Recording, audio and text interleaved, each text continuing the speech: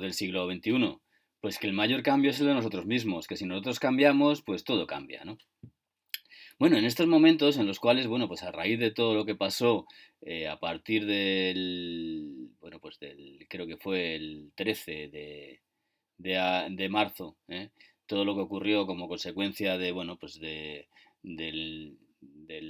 pues de los encierros, ¿no? O el reclutamiento, el encerrarnos, ¿no? En nuestras casas, ¿no? Pues a raíz de eso, pues como todos bien sabéis, pues ha venido una crisis económica, aparte de una crisis sanitaria, una crisis económica importante, ¿no? Y bueno, en estos momentos, y a raíz de algunas conversaciones que he tenido en LinkedIn, surgió la pregunta de, tenemos dos opciones, y es que, como estáis viendo, pues el Banco Central Europeo y los bancos centrales están, bueno, pues inyectando dinero en la economía, ¿no? Pues están haciendo recompras de deuda de los estados, ya están haciendo recompras de deuda de otras compañías, es más, están incluso dando dinero, están inyectando liquidez en el mercado, ¿vale? Y bueno, pues llegado a ese punto, una de las preguntas que están ocurriendo ahora en la actualidad, si ese dinero que están inyectando los bancos centrales, pues si tienen que darlo a otros bancos, ¿no? Lo que sería la expansión cuantitativa, inyectar, aumentar la oferta monetaria y bueno, pues inyectar liquidez en los bancos, o bien podrían utilizar el helicóptero del dinero, ¿no? O helicóptero money, ¿no?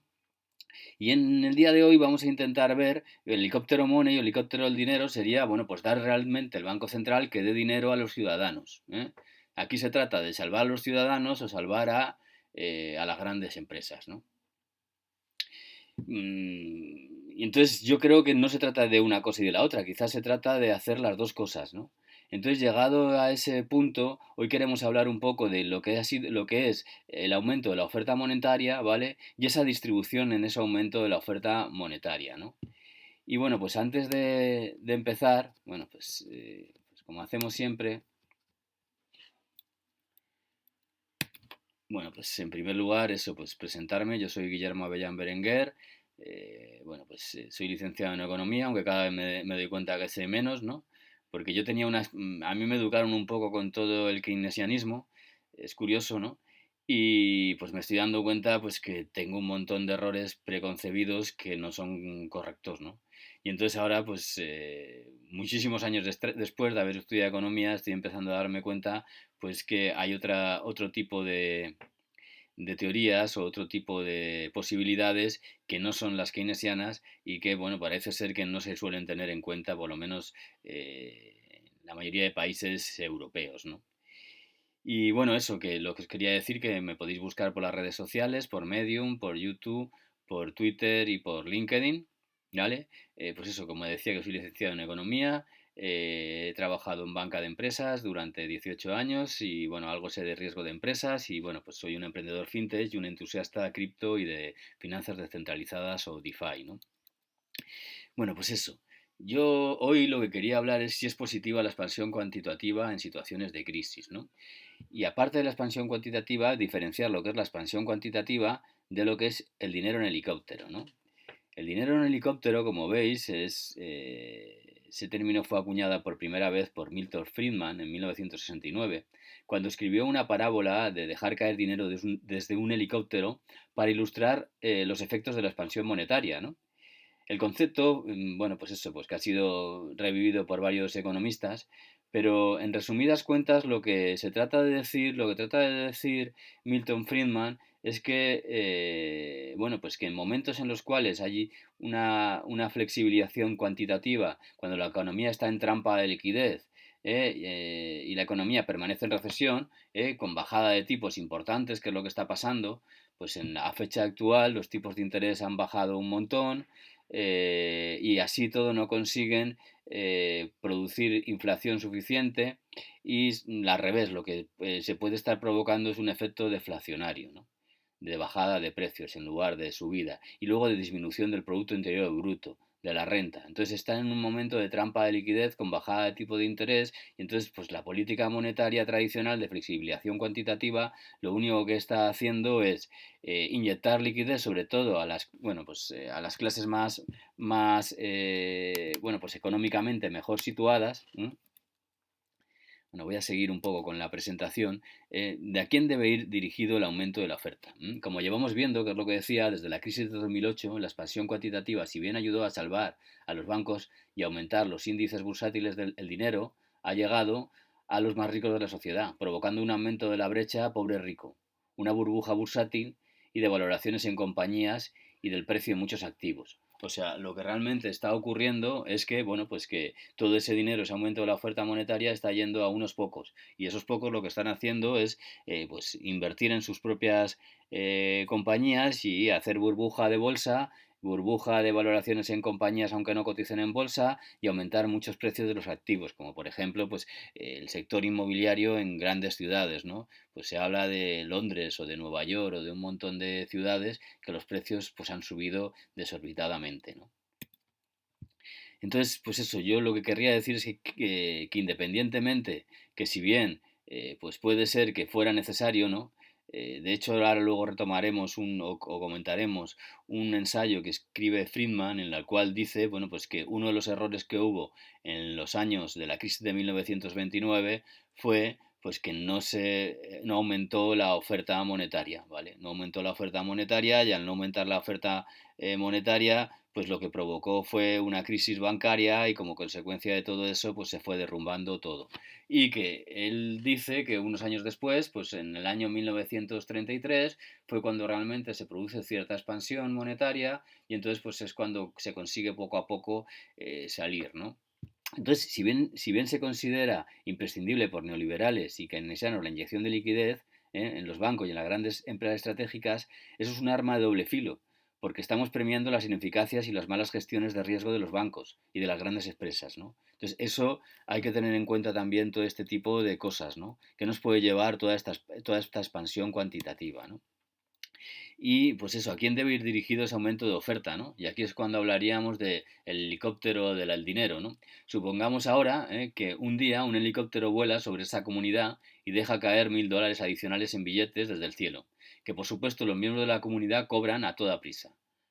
Supongamos además que todos están convencidos de que este es un nuevo evento único que nunca se repetirá. Con lo cual, aquí lo que se está diciendo y lo que se replantea en estas teorías, que en lugar de una expansión cuantitativa pura y dura, quizá lo que hay que hacer es dar dinero directamente a la población. Que llegue un cheque directamente a la población. ¿Por qué? Oye, pues ese dinero pues habrá gente que lo ahorrará, habrá gente que lo gastará y habrá gente que lo, pues eso, que lo invertirá. ¿eh? 1000 euros tampoco se puede hacer mucha cosa con 1000 euros, ¿no? Entonces es más probable que esos 1000 euros se utilicen para consumir, para gastar pues, lo que necesite la gente y más en momentos en los cuales hay una recesión económica. Quizá lo que tienes que hacer es impulsar o inyectar un poco el consumo, ¿no? Y luego en la otra parte lo que vamos a ver es hasta qué punto ese aumento de la oferta monetaria, ¿vale? Bien como expansión cuantitativa o bien como helicóptero de dinero, puede provocar inflación o deflación, ¿no? Y aquí pues retomaremos un artículo de Juan Ramón Rayo que dice que en un primer momento es probable que produzca deflación, pero si los estados deterioran la solvencia, pues como ya pasó en 2008, entonces puede ser que se produzca inflación. Y eso dice Rayo, ¿no? Mi valoración a la expansión cuantitativa en base a los resultados que he visto, pues la valoro con 2 estrellas, ¿eh? Como mucho con 2 estrellas de 5, o sea, la valoro muy mal. Considero que a corto plazo es imprescindible, pero la expansión cuantitativa provoca muchos más problemas graves en el largo plazo, como ha ocurrido en 2008 y aquí tenemos los efectos en 2020, ¿no? Entonces, lo que sí que me gustaría plantear, ¿no? Es hasta qué punto tenemos que utilizar o se debería utilizar otra estrategia como el helicóptero del dinero, ¿no? Y dicho eso, y antes de entrar en el helicóptero del dinero, y bueno, diciendo que para que os deis cuenta que, por ejemplo, Trump, aquí lo vemos como Trump, pues lo que ha hecho ha sido, pues ha dado un cheque de $1000 a todos los ciudadanos. Y bueno, en este artículo lo que están contando es que, bueno, pues que ya han recibido este artículo de abril, en el cual se está diciendo que ya pues están recibiendo ese cheque, ¿no? están recibiendo ese cheque, y aparte con una carta, ¿no? Que aquí está, tampoco quiero entrar mucho en ese, pero está recibiendo el cheque con una carta. Entonces, aquí el tema sería hasta qué punto es mejor o no, o se debe combinar lo que es la expansión cuantitativa con el helicóptero money, ¿eh? Que esto, pues como veis, que ya lo he comentado antes, realmente es, pues, aquí estábamos hablando antes del helicóptero money, en el cual en el año ya 1969 Milton Friedman ya plantea la opción del dinero en helicóptero, ¿vale? En momentos en los que hay pues deflación, ¿no? Y entonces plantea pues hasta qué punto puede ser más interesante y para superar todo el tema, pues mira, originalmente Friedman dijo que para ilustrar los efectos de política monetaria sobre la inflación y los costos de mantener el dinero en lugar de una propuesta de política real, el concepto, bueno, desde entonces ha sido discutido, ¿no? De política con la flexibilización cuantitativa. Según sus defensores, el dinero de helicóptero sería una forma más eficaz de aumentar la demanda agregada, lo que estamos diciendo, aumentar el Producto Interior Bruto, especialmente en una situación de trampa de la liquidez, como la que estamos viviendo.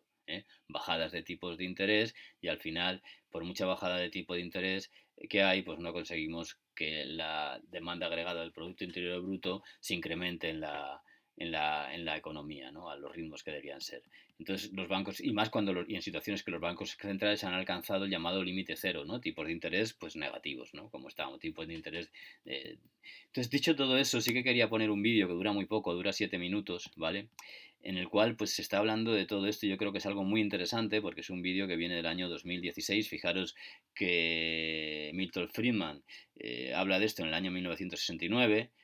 Y me ha resultado muy curioso que o sea, no conocía todo esto, la verdad, tengo que reconocerlo, que me está sorprendiendo, ¿no? Que un Milton Friedman esté proponiendo eso de dar dinero a la sociedad directamente, ¿no? A los ciudadanos. Bueno, vamos a escuchar un momentito este vídeo, ¿no? Podemos decir con seguridad que la actual política monetaria mundial es una locura.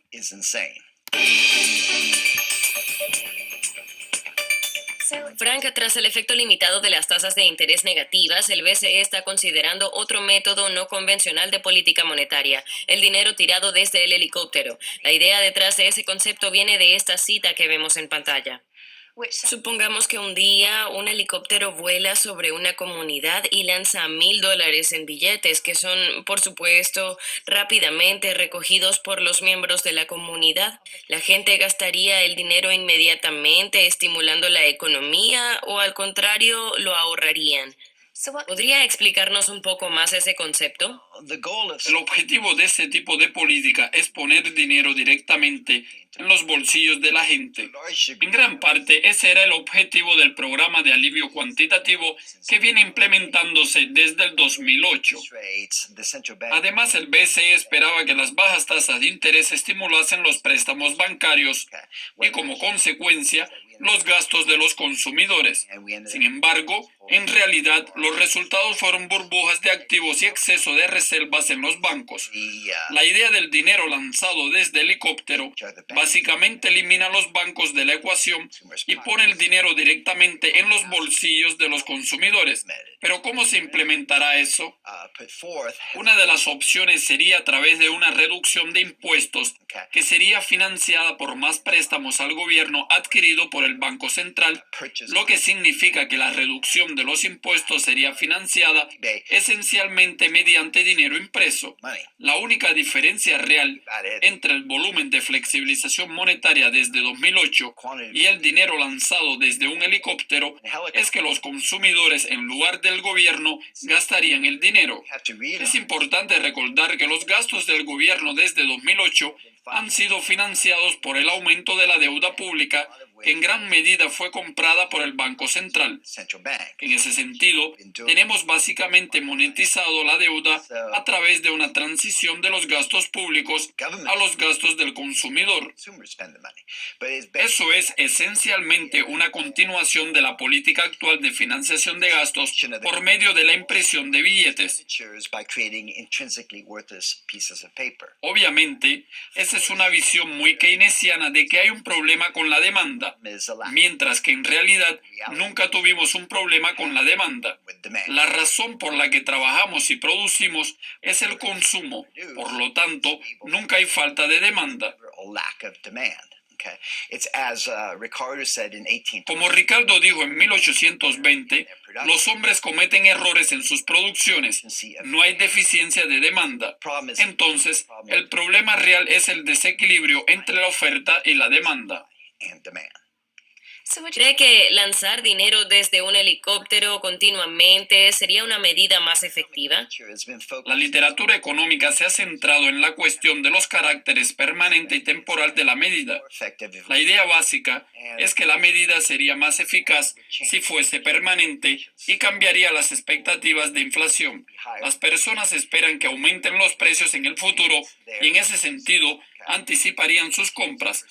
Desde un punto de vista keynesiano, eso es muy ventajoso. Obviamente la gente no actúa como ratas de laboratorio y a la hora de decidir sus compras tienen en cuenta múltiples factores. Los consumidores podrían incluso pagar precios más altos para satisfacer sus necesidades. Algunas personas compran sus regalos de Navidad durante las promociones de enero, por ejemplo. Otra excusa del Banco Central para lanzar dinero desde un helicóptero es estimular la inflación hacia su meta de 2%, como si eso fuese a resolver los problemas de la economía. Es importante recordar que una tasa de 2% durante 35 años recortaría el poder adquisitivo del dinero por la mitad y la riqueza sería transferida desde los sectores más pobres de la población, que son los beneficiarios finales del dinero, para los beneficiarios iniciales, que son el gobierno y el Banco Central.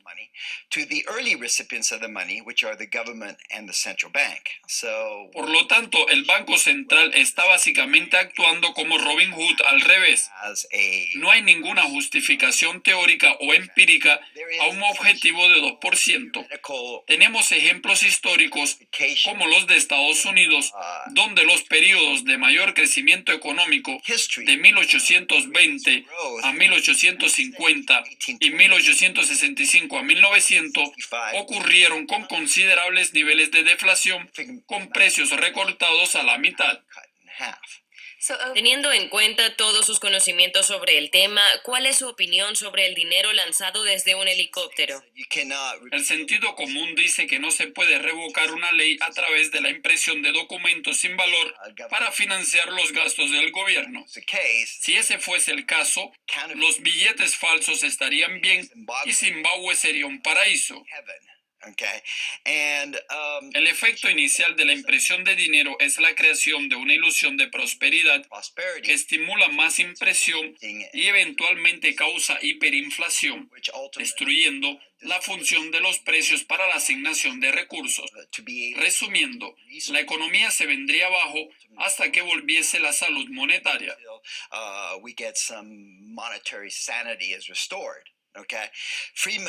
La cita de Friedman dice que es casi imposible que el helicóptero vuele sobre la comunidad solamente una sola vez.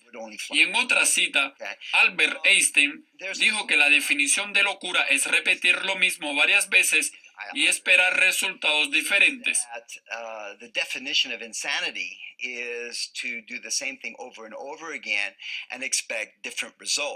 De acuerdo a ejemplos históricos, la impresión de dinero siempre provoca distorsiones y causa calamidades, y en la actualidad podemos decir con seguridad que la política monetaria mundial es una locura.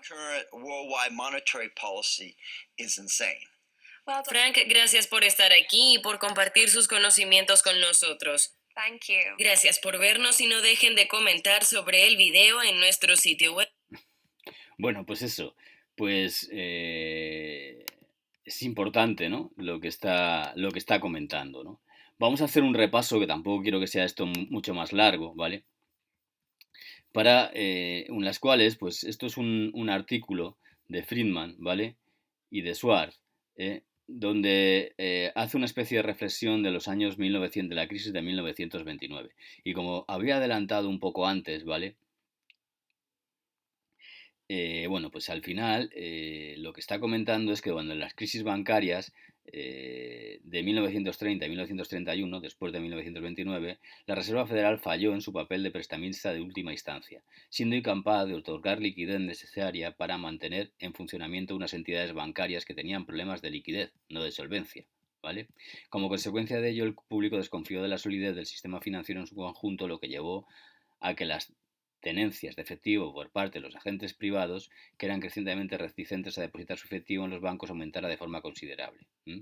Esto generó una importante contracción en los mecanismos de depósito-crédito que permite la creación de dinero bancario. Con lo cual, en resumidas cuentas, lo que está diciendo es que, bueno, pues que no actuaron a tiempo. Por eso dice un poco el resumen que los bancos centrales desde el principio del siglo XXI han aprendido contundentemente la lección y enfrentados a la disyuntiva entre castigar a los accionistas y gerentes de las entidades bancarias por sus malas prácticas financieras o hacer frente al posible riesgo sistémico que genera una oleada de quiebras bancarias, las autoridades económicas y monetarias de todos los países optan por lo segundo, ¿vale?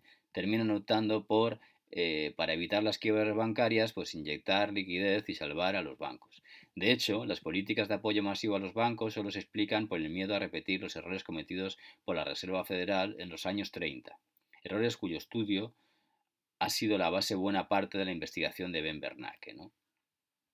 Bueno, pero eso, como decimos, ¿no? Que esa política económica nunca sale nada gratis, ¿vale? Y evitar que se materialice el riesgo de contracción monetaria como consecuencia de permitir quiebras bancarias tiene el coste de permitir que accionistas y gerentes que no han sido capaces de evaluar correctamente el riesgo o que no han gestionado bien el riesgo de sus compañías salgan prácticamente indemnes de sus errores, incentivando comportamientos arriesgados para el futuro. Y si no, pues mirar lo que está pasando. Y lo estamos viviendo. En 2008, pues al final se salvó lo que se tuvo que salvar, ¿vale? Y pues yo creo que deben ser demasiado riesgosos otra vez los bancos. Entonces estamos asumiendo un riesgo importante con respecto a esto, ¿no? Entonces un poco, por resumir, ¿no? Que quería resumir un poco, al final lo que están diciendo Friedman es que al final, quería llegar al final, ¿vale? Vamos a ver, vale. La velocidad, lo que está diciendo en cierta manera es que, muy al contrario de lo que dicen los keynesianos, no debemos utilizar políticas monetarias expansivas para aumentar el Producto Interior Bruto. No debemos hacerlo. Lo que dice Friedman es que que aconseja vigilar muy de cerca la evolución de los agregados monetarios y crediticios de forma que su crecimiento a lo largo del tiempo sea compatible con el crecimiento potencial de la economía. O sea, y la estabilidad de los precios. Lo que está intentando decir es que hay que jugar con la oferta monetaria no para aumentar el crecimiento económico, no para aumentar o disminuir los precios, sino para ir a acompañar esas situaciones de estabilidad de precios y para acompañar el crecimiento de la economía. Entonces debe ir a ese mismo ritmo. Es decir, lo que quiere decir es que con una velocidad de dinero bastante estable a largo plazo, los incrementos de masa monetaria deberían ser aproximadamente iguales a la capacidad de crecimiento de la economía, ¿vale? Si se aumenta los agregados monetarios, la oferta monetaria debe ser igual a la capacidad de crecimiento de la economía. De esta forma hay suficiente liquidez para impulsar el crecimiento económico, pero no se genera inflación, ¿vale? Entonces hay que jugar con esto, ¿no? La única misión de los bancos centrales sería, por tanto, vigilar que los agregados monetarios y crediticios crezcan a lo largo del tiempo a una tasa adecuada. Todo intento de pretender dominar el ciclo económico a través de la alteración del tipo de interés está llamado al fracaso, ya que se altera un precio tan importante como es el precio del tiempo, provocando todo tipo de incentivos perversos en los agentes económicos. Parte de los problemas que estamos experimentando en la actualidad son consecuencia de haber tenido una excesiva fe en la capacidad de la política monetaria para dominar un ciclo económico que no puede ser domesticado.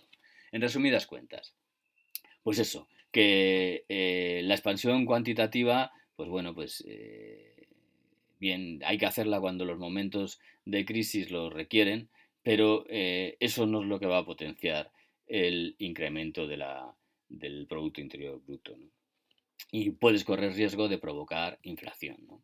Bueno, dicho ese tema, yo quería repasar, bueno, pues aquí hay diferentes estudios, no voy a entrar en este estudio que es de México, en el cual, bueno, igual que dice Friedman, dice eso ahí, de que no debe afectar al Producto Interior Bruto, pues aquí en este estudio de México intentan demostrar lo contrario, ¿no? De que efectivamente sí que afecta una política monetaria expansiva y que no es neutral el dinero, como dice aquí, que un choque monetario pues disminuye el desempleo.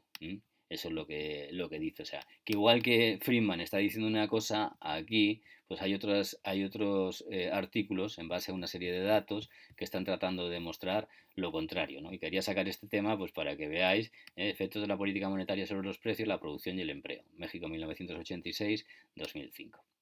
Bueno, independientemente de ese tema, que una de las cosas que también quería tratar es si todo esto va a provocar inflación o va a provocar deflación, pues vamos a analizar un poco. Todo esto es la evolución desde el año 1914 al año 2013 de la evolución de los precios en Estados Unidos con los diferentes gobernadores de los bancos del Banco Central. Como veis, hasta Ben Bernanke, Alan Greenspan, pues aquí están casi todos están todos, ¿no? Hasta el año 2014.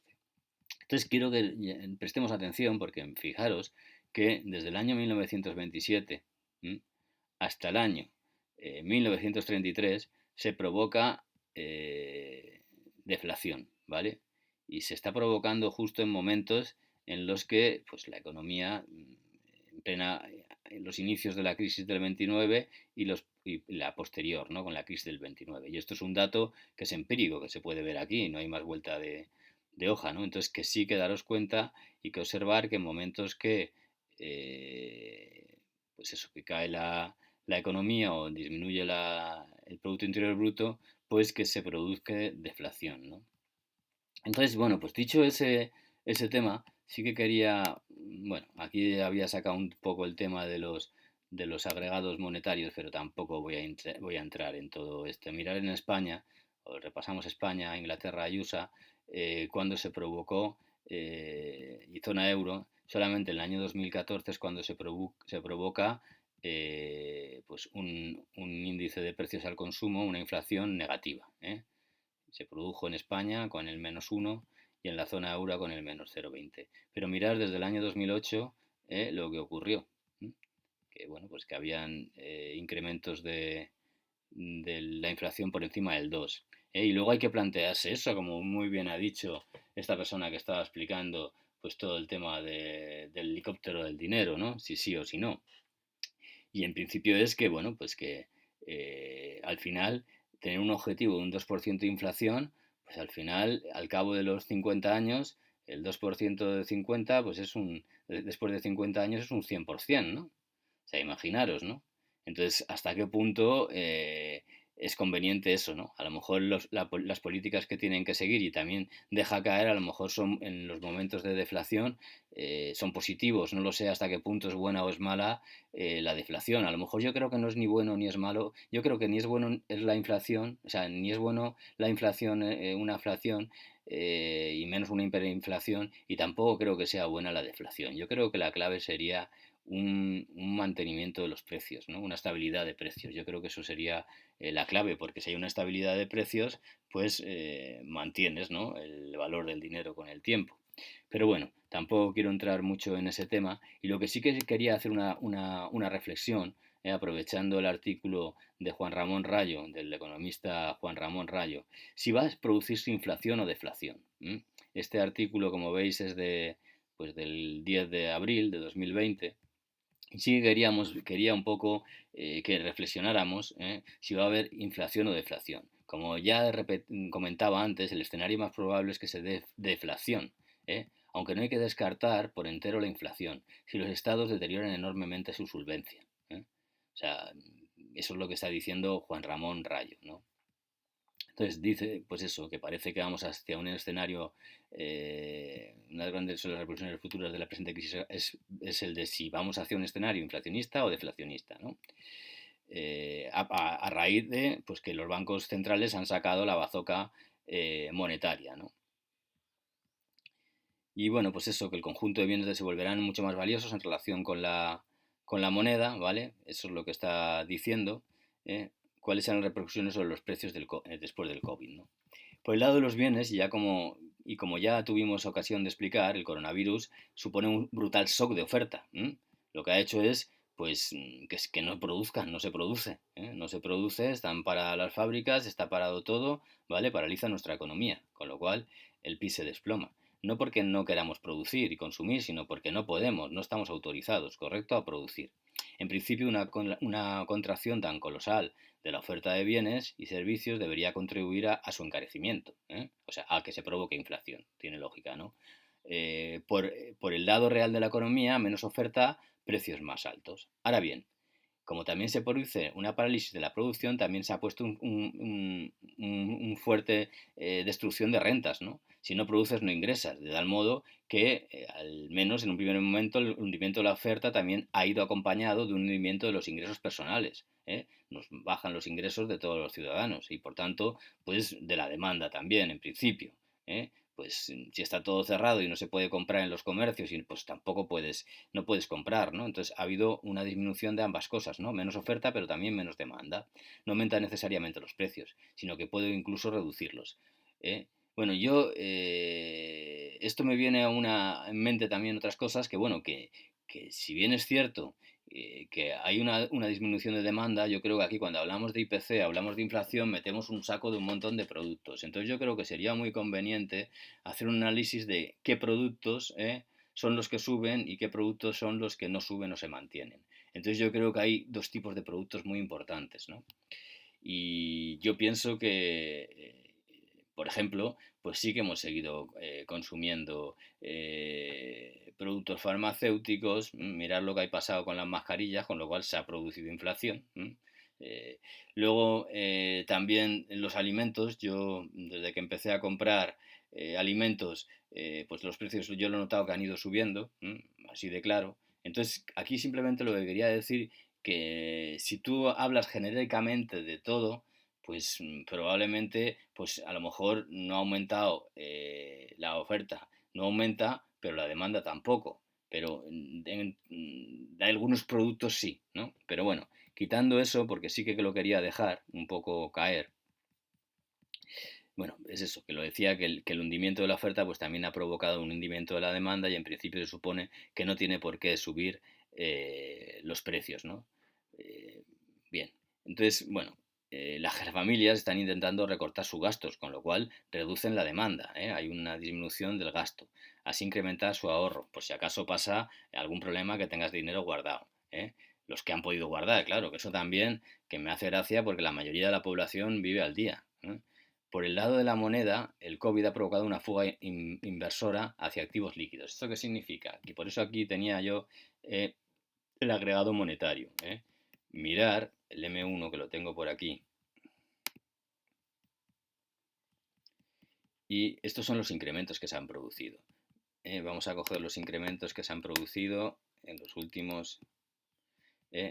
Hay diferentes agregados monetarios. El M1 pues es el más líquido que hay.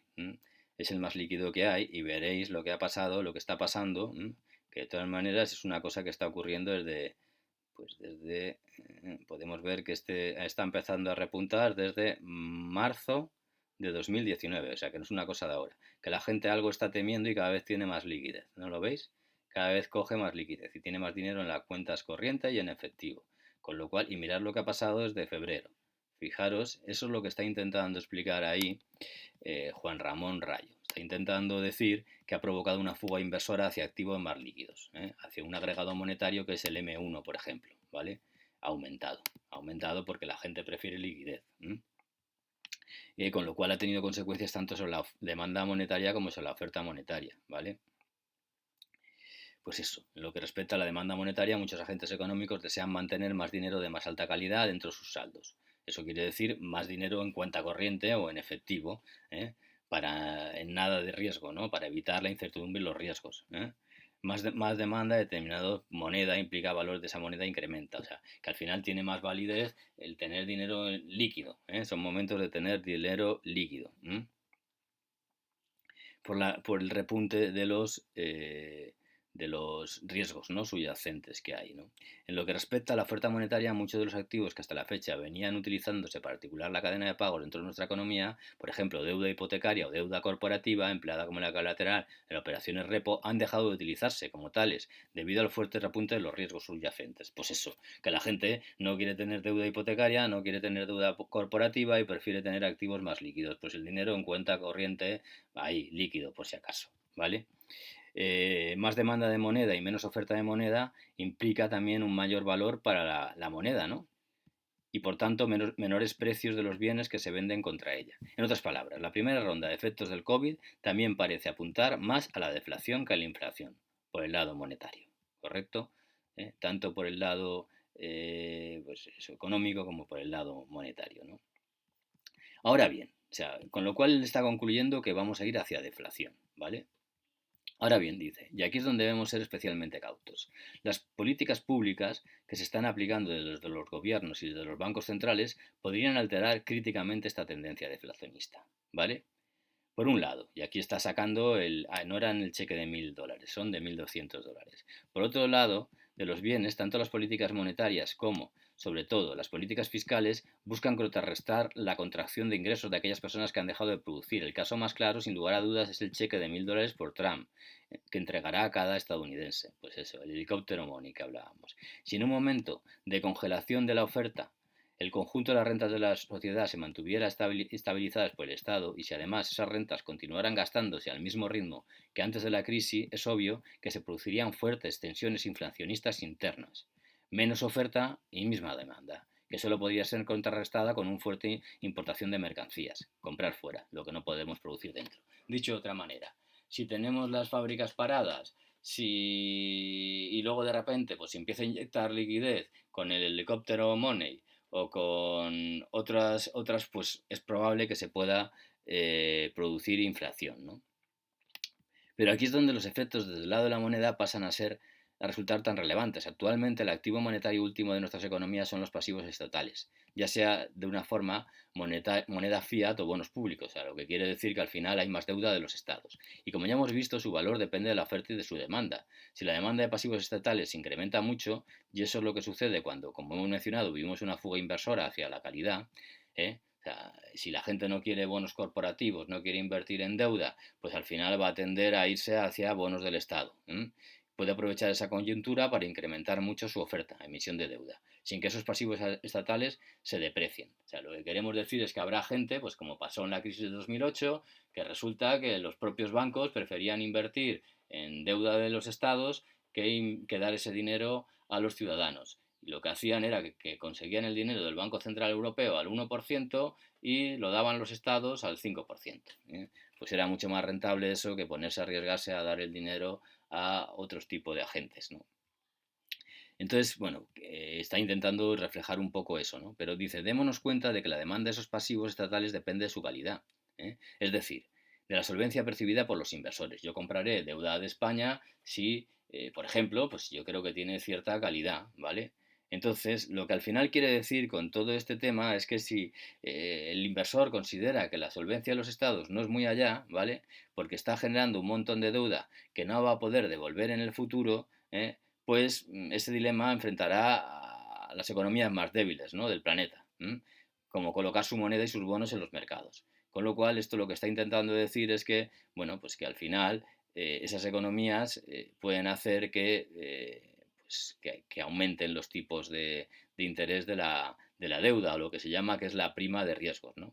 Entonces, en este último caso, además no solo de experimentar inflación desde el lado monetario, ¿vale?, caída de la demanda de la moneda de estados no solventes, sino también desde el lado de los bienes. Si la moneda se deprecia en los mercados internacionales, la capacidad de un país para importar se verá seriamente limitada. Y sin importaciones, un aumento del gasto interno combinado con una caída de producción local provocará un encarecimiento de la limitada oferta nacional. En definitiva, aunque lo previsible es que las economías como la de Estados Unidos o la eurozona, si se mantiene una moneda y no se descompone, experimenten un nuevo periodo deflacionista, no hay que descartar por entera la inflación, incluso la inflación galopante. Si la situación financiera de los estados, la deuda de los estados, la credibilidad de los estados, la solvencia de los estados, se deteriora tanto como para que los inversores internacionales opten por reducir su exposición financiera a sus pasivos. Desde luego dice que se trata de un escenario poco probable, pero es un escenario a tener presente si nuestros gobiernos se lanzan a emitir ingentes cantidades de deuda pública sin ningún tipo de plan sobre cómo amortizarla en el futuro, ¿vale?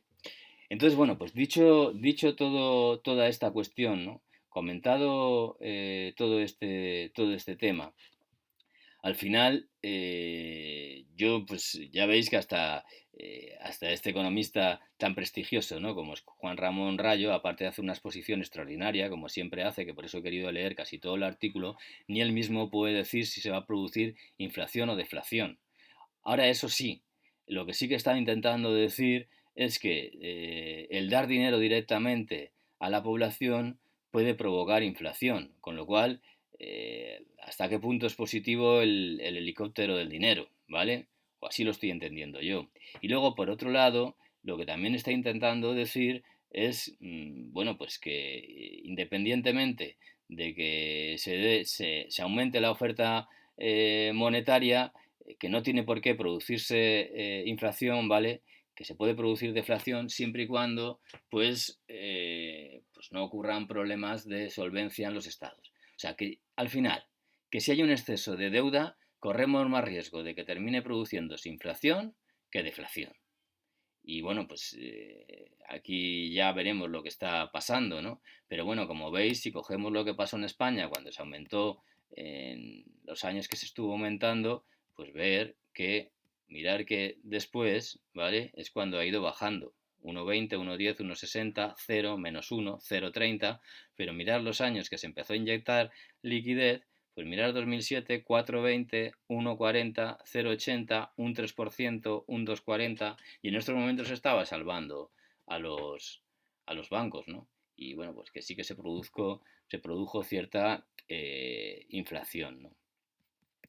Pues bueno, pues eso, que tampoco quiero enrollarme mucho más, ¿no? Quería hacer una pequeña reflexión, ¿no? Y que reflexionemos hasta qué punto, como gente que me ha preguntado, hasta qué punto debemos utilizar el helicóptero money, ¿vale? Como decía Milton Friedman, o no lo debemos utilizar. Yo creo que aquí siempre estamos entre dos escuelas, que son la escuela, bueno, pues la escuela monetaria o monetarista, vamos a decir, quizá en cierta manera, que puede ser la de Milton Friedman, ¿no? La cual, pues, lo que él dice y lo que comenta, al final siempre va también en aumentos de la oferta monetaria, ¿no? O el control de la oferta monetaria para acompañarla con el crecimiento económico del país, o lo que dicen los keynesianos, ¿no? Y los keynesianos lo que dicen es aumento del gasto público, aumento del endeudamiento para aumentar la renta de los países. Entonces yo tengo la sensación, y cada vez tengo más la sensación, de que no tienen razón ni unos ni otros, porque ambos hablan incluso de tener bancos centrales, y hay otras corrientes en las que están en contra del Banco Central y están en contra de la emisión del dinero fiat. Hay gente que está hablando del patrón oro, ¿no? Entonces yo vuelvo a las mismas, ¿no? Yo creo que tenemos que reflexionar. De todas maneras, lo que vamos a ver es que, bueno, pues ahí está Estados Unidos, que sí que ha dado un cheque de $1.200. Ya veremos lo que pasa con la economía de Estados Unidos, que a lo mejor lo que están intentando es que no se produzca deflación y están intentando provocar esa inflación. Veremos qué nivel de inflación se provoca, ¿no? Y más con el aumento de la oferta monetaria, ¿eh? Está ese helicóptero money acompañado de la expansión cuantitativa, que lo que está haciendo es algo incomprensible también, y es que suba la bolsa. Están intentando salvar a las acciones de la bolsa, ¿eh? Entonces, pues no sé, está muy bien que en el corto plazo, pues para que la gente no lo pase mal, se le dé un cheque, ¿no? Pero ¿hasta qué punto es sostenible y en el medio o largo plazo situaciones en las cuales tengamos que estar dando cheques a los ciudadanos? Entonces, no veo, insisto, no veo el lado monetarista, ¿vale?, de Friedman. Tampoco veo el lado keynesianismo de empezar a aumentar el gasto público y la carga del Estado. No veo ninguna de esas dos soluciones. Yo casi intentaría buscar otro tipo de alternativas. Y bueno, eso, que poco más, que nada, que muchas gracias, que si os ha gustado el vídeo que pongáis que me gusta y que os suscribáis al canal.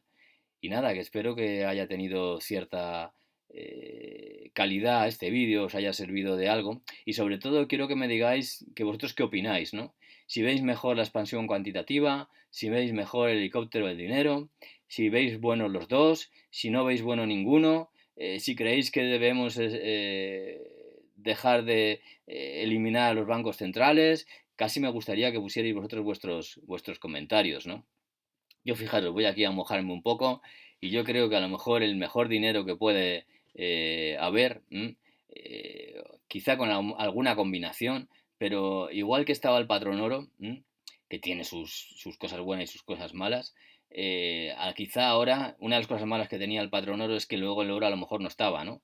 Incluso cuando acuñaban monedas de oro, los reyes o los dirigentes se quedaban parte de ese oro, ¿no? Con lo cual robaban oro, ¿no? A los ciudadanos. Es que es muy fuerte, que los propios estados son los chorizos, ¿no? Pero bueno, los propios gobernantes suelen ser los chorizos. Es que somos tan inocentes. Pero bueno, que no iba por ahí. Lo que quiero decir iba en eso, de que al final, si ese oro no está, ¿de qué me sirve decir que ese billete puedes canjearlo por oro, ¿no? Entonces, yo eso es lo que no veo muy claro del patrón oro, ¿vale? Y alguna cosa más. Entonces yo creo que, bueno, pues que el Bitcoin o el patrón Bitcoin, que está en una blockchain pública en la cual el Bitcoin sí que lo ves, como no es nada físico, que es algo digital, tú puedes saber exactamente si ese billete está respaldado por Bitcoin o no, ¿no? Entonces yo propongo una alternativa sin bancos centrales en las cuales se esté apoyando en el patrón oro, pero digital, que sería el patrón oro 2.0. Ahora, el tema es que todavía no tenemos una moneda, no conozco monedas respaldadas al patrón Bitcoin o oro 2.0. Bueno, pues eso, que no me enrollo más, que seguro que ya me he tirado demasiado tiempo hablando. Que pongáis vuestros comentarios, que me pongáis vuestras inquietudes. Y bueno, pues que quería hacer 21 días del diario, hoy es el día 21, y bueno, que las próximas empezaré hablando de otro tipo de cosas, que también indicarme ahí de qué queréis que comente, ¿no? Bueno, venga, pues nada, hasta pronto, despiertos del siglo XXI, y recordar que el mayor cambio es el de nosotros mismos, que si nosotros cambiamos, pues todo cambia.